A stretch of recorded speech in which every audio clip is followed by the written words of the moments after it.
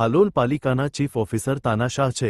તેઓ એ કામ કરે છે જેમાં તેઓને કાંઈ મળતું હોય છે કે તેમના આકા અને સત્તાપક્ષનો ભાગ હોય છે, એટલે એમના ઇશારે લોકોને દબાવવા માટે આ કામો કરવામાં આવતા હોવાના આક્ષેપો હાલોલ વિધાનસભાના કોંગ્રેસના પૂર્વ ધારાસભ્ય અને રાજ્ય કાયદા મંત્રી ઉદયસિંહ બારિયાએ આજે એક પ્રેસ બેઠકમાં સંબોધી। તાજેતરમાં નગરપાલિકા દ્વારા 2 કોમ્પ્લેક્સના જે બાંધકામો તોડી પાડવામાં આવ્યા છે તે તમામ દુકાનદારોને બજાર ભાવે વળતર અને વૈકલ્પિક વ્યવસ્થા કરવામાં આવે તેવી રાજ્ય સરકાર સામે માંગ કરતા ખૂબ ગંભીર આક્ષેપો પ્લાસ્ટિક ઉદ્યોગ સામે ચીફ ઓફિસર દ્વારા કરવામાં આવેલી કામગીરી ઉપર અને નગરના અન્ય જૂના બાંધકામો સામે સવાલો ઉઠાવી કર્યા હતા।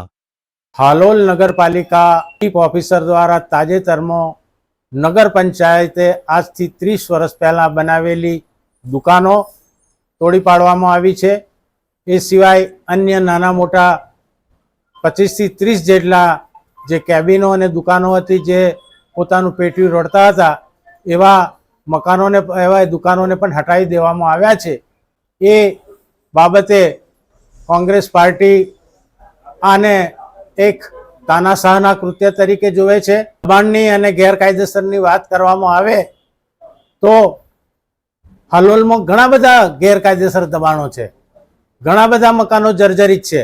એને કેમ ટાર્ગેટ બનાવવામાં નથી આવ્યા, એમને કેમ તોડવામાં નથી આવ્યા, માત્ર આ દુકાનો જ કેમ?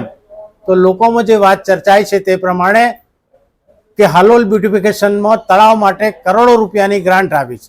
આ ગ્રાન્ટ વાપરવા અને ચૂંટાયેલા અને બધા લોકોની અધિકારીઓની મિલીભગત થાય અને એમને કંઈક હિસ્સો મળે તે માટે આ કૃત્ય કરેલું છે એવો મારો અને લોકોનો આક્ષેપ છે। હાલોલ નગરપાલિકાના ચીફ ઓફિસર તાનાશાહ છે, એ બધા કામો કરે છે કે જે જ્યાં એમને કંઈક મળતું હોય છે, કાં તો એમના આકાને ભારતીય જનતા પાર્ટીનો ભાગ હોય છે અને કહે કે આ બરાબર નથી ચાલતું અને દબાવો આ કરો, એટલે આ બધી પ્રવૃત્તિઓ ચાલે છે। સાથરોટામાં રેડ કરીને કંઈક 3 પ્લાસ્ટિકની જબલાની એ બંધ કરી। મારી પાસે માહિતી એવી છે કે અરાદ ગામની અંદર આના કરતા મોટા પાયે ચાલે છે, તો અરાદ ગામમાં કેમ ચીફ ઓફિસર જતા નથી? એ કોઈ એમના મળતિયાની છે, એમના કોઈ હોદ્દેદારની છે ભાજપના કે શું છે? એની પણ તપાસ કરવી જોઈએ। અમારો મુખ્ય આશય કે કોઈ પણ વૈકલ્પિક વ્યવસ્થા આપ્યા વગર માણસને બેરોજગાર કરવો એ કુદરતી ન્યાયના સિદ્ધાંતની વિરુદ્ધ છે। ત્યારે મારી લાગણી છે અને સરકારને મારી વિનંતી છે કે આ તાનાશાહ ચીફ ઓફિસર છે અને રૂક જવાનો આદેશ આપવો જોઈએ। ભૂતકાળમાં 15 થી 20 કરોડનું એ પ્લાસ્ટિકના જબલા લઈ આવ્યા, એમને જબલાનો કઈ રીતે નિકાલ કર્યો? જાહેર હરાજીથી કર્યો કે પોતાના મળતિયાઓને બોલાવીને વેચીને એમાંય કરોડો રૂપિયાનો ભ્રષ્ટાચાર થાયની લોકો ચર્ચા કરે છે, તો એની કોઈ તપાસ કરતું નથી।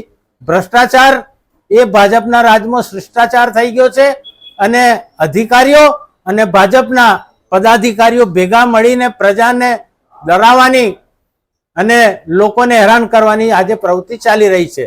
ત્યારે અમારી લાગણી એ છે કે જે પણ દુકાનદારની દુકાન તોડી પાડી છે એ ખોટું થયું છે, તો એમને બજાર કિંમતે અત્યારે આવી દુકાન લેવી હોય તો 30 થી 35 લાખ રૂપિયા થાય।